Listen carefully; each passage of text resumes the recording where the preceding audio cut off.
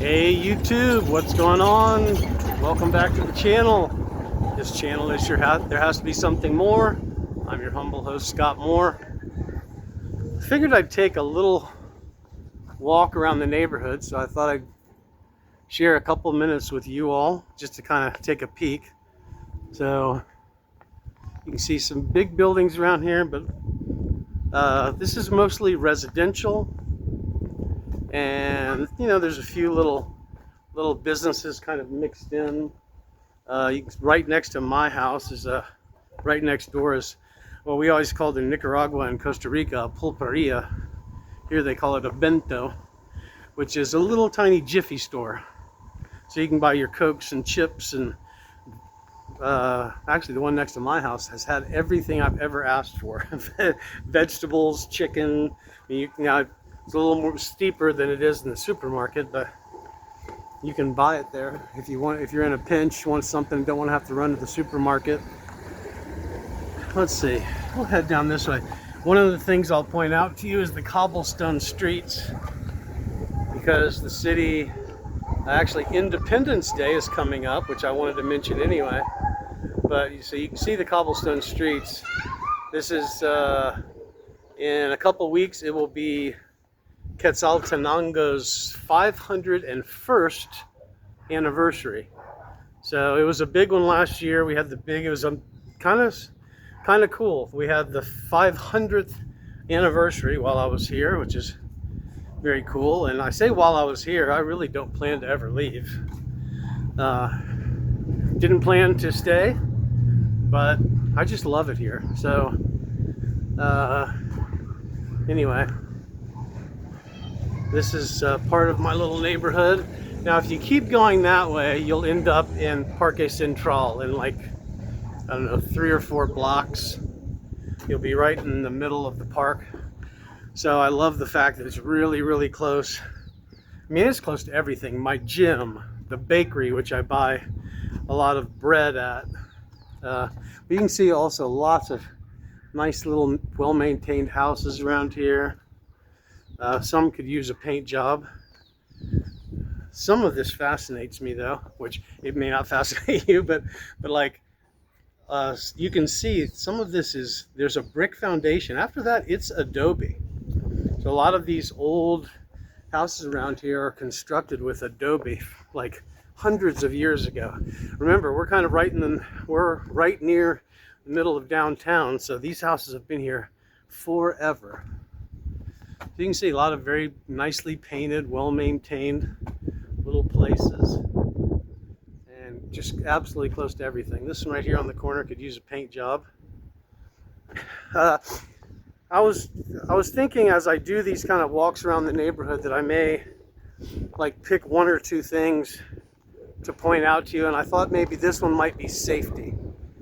And because I do get questions about living in Central America, living in Guatemala, and of course specifically living here in Xela. I would say if you ever want to check safety numbers for any city anywhere in the world, I would start with numbeo.com. Numbeo. If you have a question about that, just shoot me a message. But with Numbeo, you can check cost of living. You can compare it from one city to another in different countries even. So you can say, how does cost of living compare from Quetzaltenango, Guatemala to wherever, Mexico City, Mexico. And it'll give you a breakdown of the difference in costs. Now you can also go on there and find specific things that you buy, because nobody buys the same stuff, so you can go in there. Here's a cute little barber shop right here. And another nice little house over here. But yeah, so you can go into Numbeo and they'll give you cost of living. Buenas tardes. This is another little jiffy store where you can buy tortillas and chips and things. There's a little pharmacy right there on the corner. But another beautiful and very nicely maintained house right here. So getting back to Numbeo, You can check cost of living, lots of different things that you specifically might want to check on. The only thing that's kind of difficult is medicines. If you have an easy question about medicines, I'm happy to ask in the pharmacy for you. Buenas tardes. Yeah, so if you have an easy question, like just one certain medicine, I'm happy to check in the pharmacy to see how much it is. I've only got one medicine that I take really, and that's a blood thinner. And the doctors can kind of help you out with that too. If one's a little pricier than another, you know, they can give you a little hand with maybe switching if that's something that they think is wise. But the other thing that you can do on there, you can do the exact same thing with safety.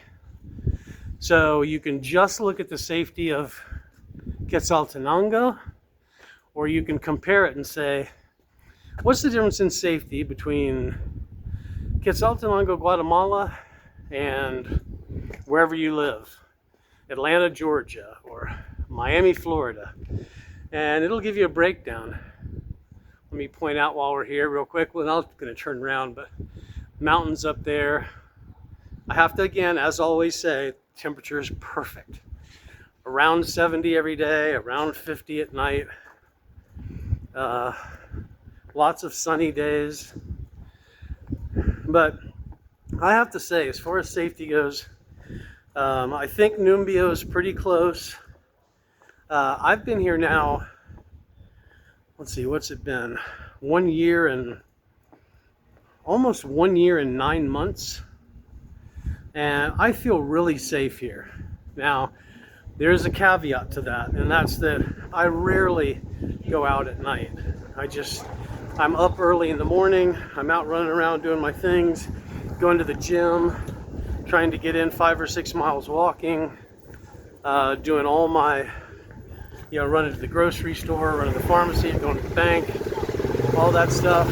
Usually by supper time, I'm tired and I'm ready to get back in. I've done a workout, walked 5 or 6 miles, and I've usually had enough. But I have felt completely safe here. Really I'm sure there have been more, but the only murder that I've heard about since I've been here is some people took out a large loan from a group of Colombians and did not pay the loan back. Now, this is the story that I heard. True or not, I don't know, but they had pulled into a gas station and never left the gas station. So that was really the only one I've heard of. Now, when we lived in Naples and I did a lot of work over in Miami, you turn on the news at night. I turn on the news in my hotel room in Miami, and it was just one murder after another murder after another murder after another murder. Here, when something happens, I mean, it's big news. Now, you hear about like people getting pickpocketed and things like that. But as you can see, I'm walking around with my camera, which is my phone, and somebody could go by here and try to grab it from me or something like that. But it happens so rarely. The chances are so slim that I just never worry about it. I'm not really, how do I put this? I wouldn't consider myself to be somebody that's a target. I'm a pretty good sized guy, and I work really hard doing my strength training in the gym. So I always think, well, if somebody's looking for a target, they're probably going to think, well, I can find a smaller, skinnier gringo than that guy. So hopefully that's true. But anyway, I feel very, very safe here. Most of the people say even down in the park, you're good till maybe 9 o'clock at night, and then you should probably start taking some precautions. You will see some You know, every once in a while you'll see a drunk guy passed out in the park. I saw my first fight in the park just a couple days ago, and the crazy thing was it was two young ladies, and don't know what the deal was. These were kind of let's see, these were young ladies that were usually in the park selling trinkets, like selling bracelets and necklaces that they make, stuff like that. My guess is their money's probably pretty tight. But yeah, so a small one popped a big one right in the face, and I was walking Maddie, and I just decided it was time to leave. When I came back, about 15-20 minutes later to run to the bakery real quick, there was about 12 or 15 cops around the two girls. So today I saw the small one again. She is not in jail, so I guess they worked everything out, but that is the only sign of violence that I've seen since I've been here in getting close to 2 years. So if you have any questions about safety, let me know. Again, just nice little houses. There are some vacant lots. Keeping in mind that some of these places have been in families for generations and generations. So like right here where all this aluminum is, yeah, it's vacant basically. But that's been in, you know, you never know, that may have been in somebody's family for hundreds of years. And again, you can see the foundation is block, but everything up above that is adobe. So somebody sat there painstakingly and made those bricks probably hundreds of years ago. Well, you also can get a little idea of the walkability, so you can kind of see. I don't like walking on the cobblestone streets. I think it's hard on your ankles. But you can kind of get a picture. This is what the sidewalks look like.